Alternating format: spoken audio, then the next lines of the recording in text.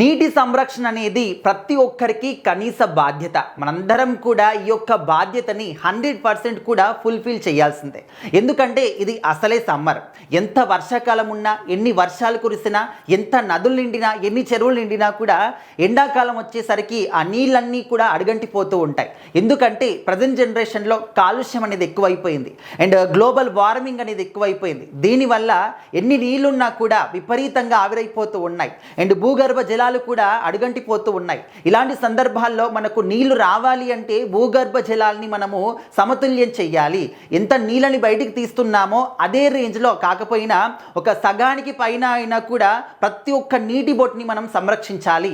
భూగర్భ జలాల్ని ఇంకా అధికం చేయాలి. సో ఈ యొక్క లక్ష్యంతోని సీఎం చంద్రబాబు నాయుడు గారు ఒక గొప్ప నిర్ణయాన్ని తీసుకున్నారనమాట. అండ్ అధికారులందరికీ కూడా ఆయన ఆదేశాలు జారీ చేశారు. ప్రతి ఒక్క గ్రామంలో కూడా చెక్ డ్యామ్లు ఏవైనా ఉన్నాయా, సో వాటిని పునరుద్ధరణ చెయ్యండి, లేకపోతే కట్టించండి. కాకపోతే ప్రతి ఒక్క నీటి బొట్టును కూడా మనం సంరక్షించాలి. ఎందుకంటే మనం చూస్తూ ఉన్నాం గ్లోబల్ వైడ్గా కూడా డైలీ గ్లోబల్ వార్మింగ్ అనేది పెరిగిపోతూ ఉంది, కాలుష్యం అనేది పెరిగిపోతూ ఉంది, ఎయిర్ క్వాలిటీ అనేది తగ్గిపోతూ ఉంది, మన యొక్క జీవనం అంటే లైఫ్ టైం అనేది కూడా తగ్గిపోతూ ఉంది. ఈ విషయం పట్ల ఎవ్వరు కూడా ఆలోచించారు. కానీ చేసే పనులు మాత్రం సర్వసాధారణంగా కాలుష్యం మొత్తాన్ని కూడా స్ప్రెడ్ చేస్తూనే ఉంటారు. ప్లాస్టిక్ వాడొద్దు అంటే నేను అదే వాడతాను, బయట పాడేయొద్దు అంటే లేదు నేను అక్కడే అంటే ఈ విధంగా హ్యూమన్ సైకాలజీ మారిపోయింది. సో ఆ విధంగా ఉన్నప్పుడు ఇంకా ఎవరు కూడా ఏం చేయలేదు. కానీ గవర్నమెంట్ తరపున ఒక ఇనిషియేటివ్ తీసుకొని వాళ్ళు పర్ఫెక్ట్గా కొన్ని రూల్స్ అండ్ రెగ్యులేషన్స్ పెడితే ఖచ్చితంగా జనాలు అంటే అందరూ కాకపోయినా కొందరైనా కూడా ఫాలో అవుతారు. అయితే ఇప్పుడు సీఎం చంద్రబాబు నాయుడు గారు ఏం చెప్తున్నారంటే రాష్ట్ర వ్యాప్తంగా కూడా ప్రతి ఒక్క గ్రామంలో ఇంకుడు గుంతలు ఏర్పాటు చేసుకోండి, చెక్ డ్యామ్లని పునరుద్ధరణ చెయ్యండి, లేకపోతే కట్టించండి, చెరువుల్ని ఇంకా తవ్వించండి అండ్ మీరు ఎంత నీళ్ళనైతే ఖర్చు చేస్తున్నారో ఆ నీళ్ళను మొత్తాన్ని కూడా అనవసరంగా వేస్టేజ్లో పోనివ్వకుండా ఒక ఇంకుడు గుంత ఏర్పాటు చేసుకొని ఆ ఇంకుడు గుంతలోకి పోయే విధంగా చేయండి. సో ఈ విధంగా ఓన్లీ నేను చెప్పడమే కాకుండా ప్రతి ఒక్క గ్రామంలో కూడా అవగాహన అనేది కూడా మేము కల్పించాలి.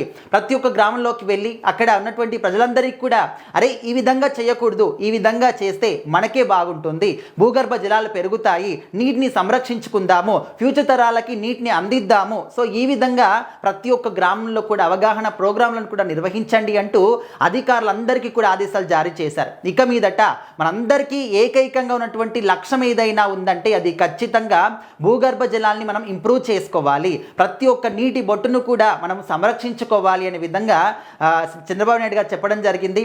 అండ్ ఇప్పటికీ ఒక 100 రోజుల కార్యాచరణ అనేది మనం సిద్ధం చేసుకుందాము. ఈ 100 రోజుల పాటు కూడా ప్రతి ఒక్క గ్రామానికి వెళ్ళి రాష్ట్ర వ్యాప్తంగా కూడా అందరికీ అవగాహన కల్పిద్దాము, ఈ ప్రోగ్రామ్ని మనము సక్సెస్ఫుల్గా ముందుకు తీసుకెళ్దాము, విజయవంతం చేద్దామని చెప్పారనమాట. నిజంగా ఆయన తీసినటువంటి ఒక గొప్ప నిర్ణయం అనేది అందరికీ కూడా ఆదర్శంగా నిలవాలి.